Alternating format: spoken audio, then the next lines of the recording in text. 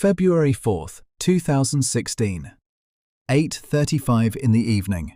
A single employee inside Bangladesh's central bank sits down at his terminal and opens an email. Inside that email is a PDF. Inside that PDF is malware.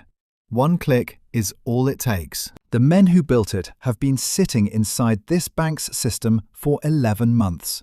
1,800 operators.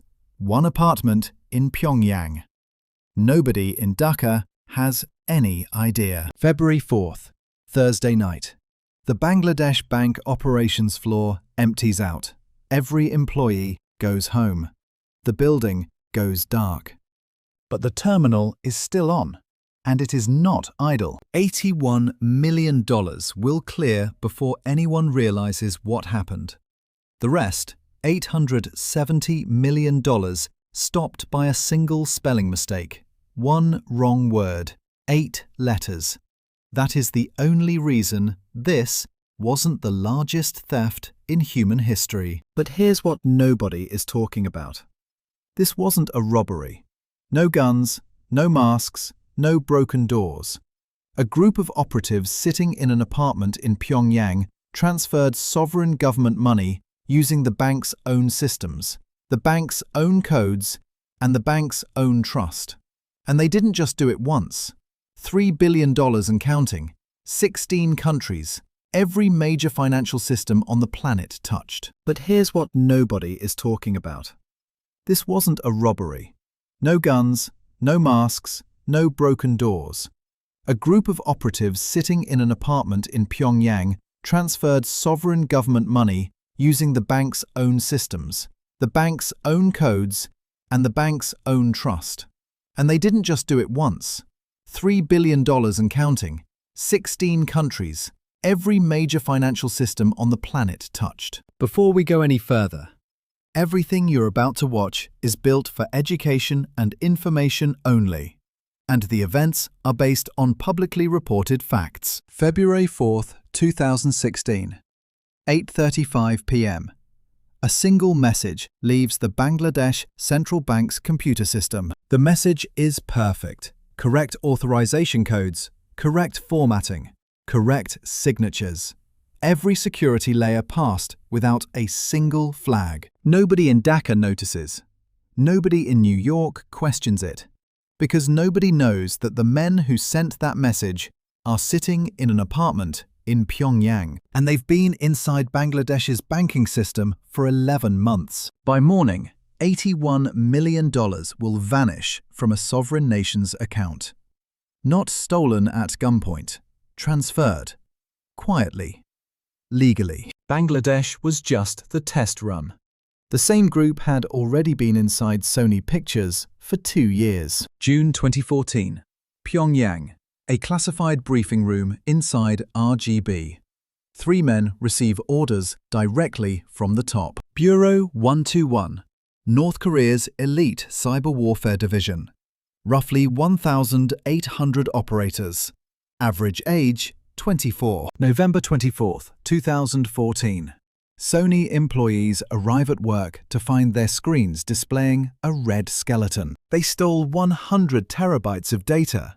Wiped 70% of Sony's computer infrastructure in a single morning. The Sony hack taught them one thing. Large institutions are protected by their weakest employee. One person. One click. North Korea needs money desperately. Kim Jong-un's nuclear program costs $1 billion a year. Unit 180 is given one directive. Find a way into SWIFT. Don't break it. Use it. 8 months building EVT-DIAG.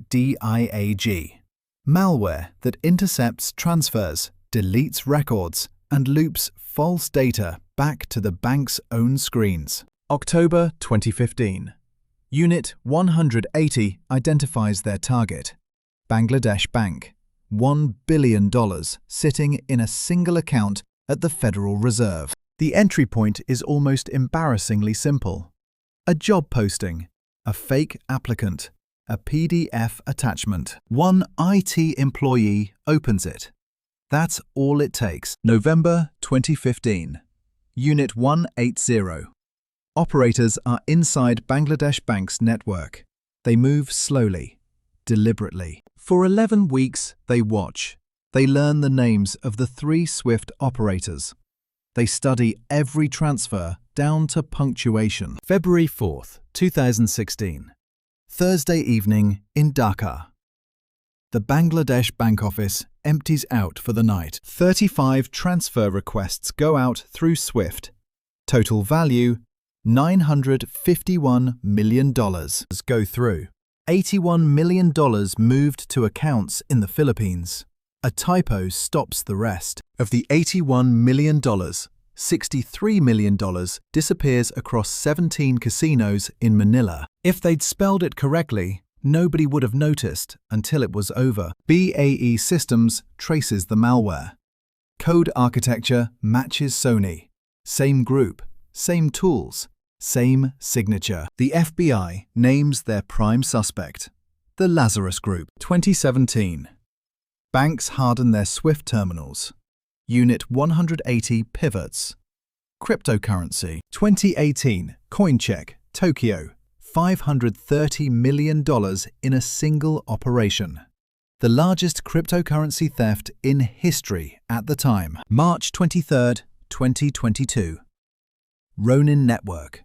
A fake LinkedIn job offer. APDF. A senior engineer's laptop.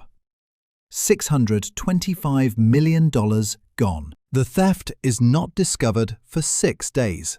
Users keep depositing. The bridge is already empty. $595 million laundered through privacy coins, peer-to-peer exchanges, brokers with no questions. $3 billion total. Enough to fund North Korea's entire nuclear weapons program multiple times over. Somewhere, right now, a Unit 180 operator is reading your bank's job postings. They're not in a hurry. So what do? You can't outcode a nation-state. You can't out-resource 1,800 full-time operators with a government budget and no rules.